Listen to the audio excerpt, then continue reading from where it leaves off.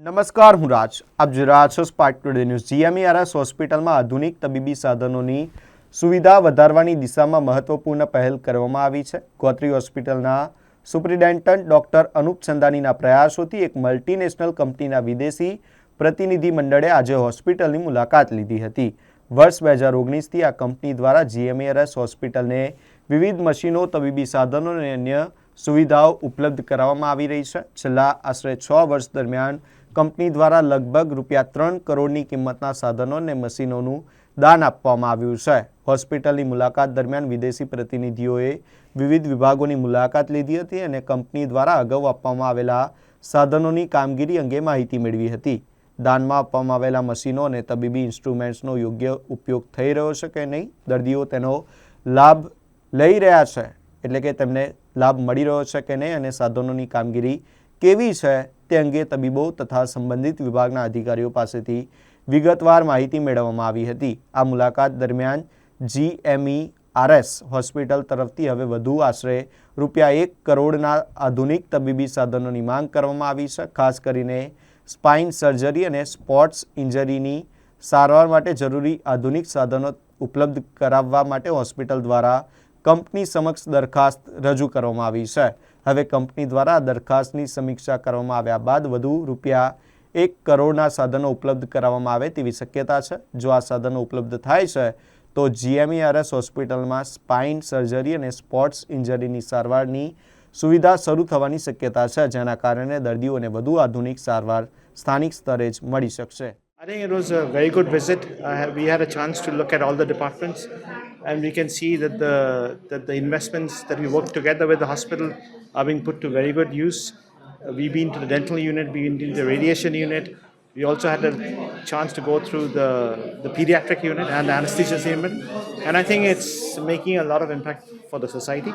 So I think it's a privilege for us to work with the hospital and make sure that we can continue to do good for the society. So what would you like to say? What are the future plans? Because the hospital has demanded more of the instruments for the future. Yes. No, we'll continue to work together with the hospital.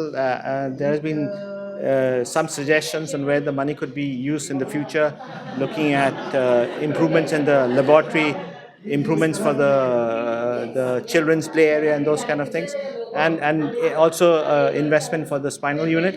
And we'll definitely look at the needs, and definitely, as I said, because we have been working with them for the last 6 years, I think that will be something that we'll look at it very positively, because end of the day, the hospital is doing a lot of work for the society, and we can see that a lot of patients coming in who are using the hospital. So I think we will look at it very, very favorably.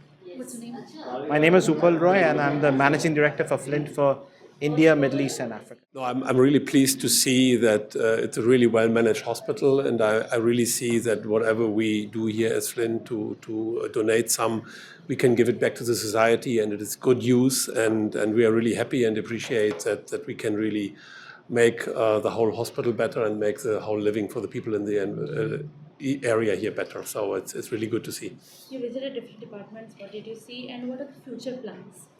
We saw different departments, and we saw that all departments are really working well. It's in a good shape. It's very well managed, and whatever we also have to contribute to that made the departments better and made all the equipment in good use.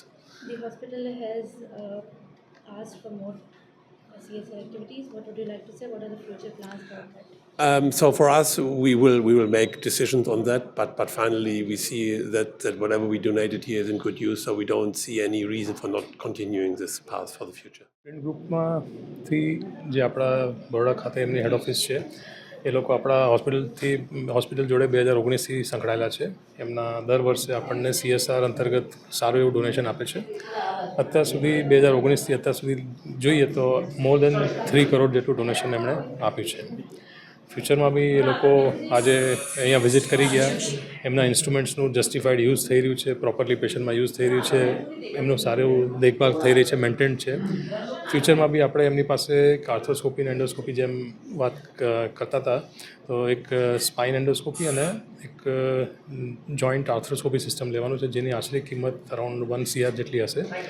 તો we definitely look forward for such donations in CSR activities. પહેલાં કયા ડિપાર્ટમેન્ટ્સમાં instruments donate આ લોકો ICU beds આપ્યા છે આપણને, રેડિયોલોજીમાં એક portable sonography machine આપી છે, ડેન્ટલ ડિપાર્ટમેન્ટમાં ઇમ્પ્લાન્ટ સેટ આપ્યું છે, રેડિયોલોજી ડિપાર્ટમેન્ટમાં એક ડિજિટલ એક્સરે સિસ્ટમ અગેન એ લોકોએ આપ્યું હતું, એનેસ્થેસિયા ડિપાર્ટમેન્ટ અને આઈસીયુ માટે એ લોકોએ મોનિટરિંગ સિસ્ટમ આપ્યું હતું, જે invasive monitoring, high and monitoring કહેવાય. પીડિયાટ્રિક ડિપાર્ટમેન્ટમાં અગેન ન્યૂબોર્ન આઈસીયુ માટે એ લોકોએ વેન્ટિલેટર્સ આપ્યા છે. આ બધું અલગ અલગ ડિપાર્ટમેન્ટમાં ડોનેશન આપ્યું છે અને બધા ડિપાર્ટમેન્ટમાં એનું પ્રોપર જસ્ટિફાઈડ યુઝ થઈ રહ્યું છે.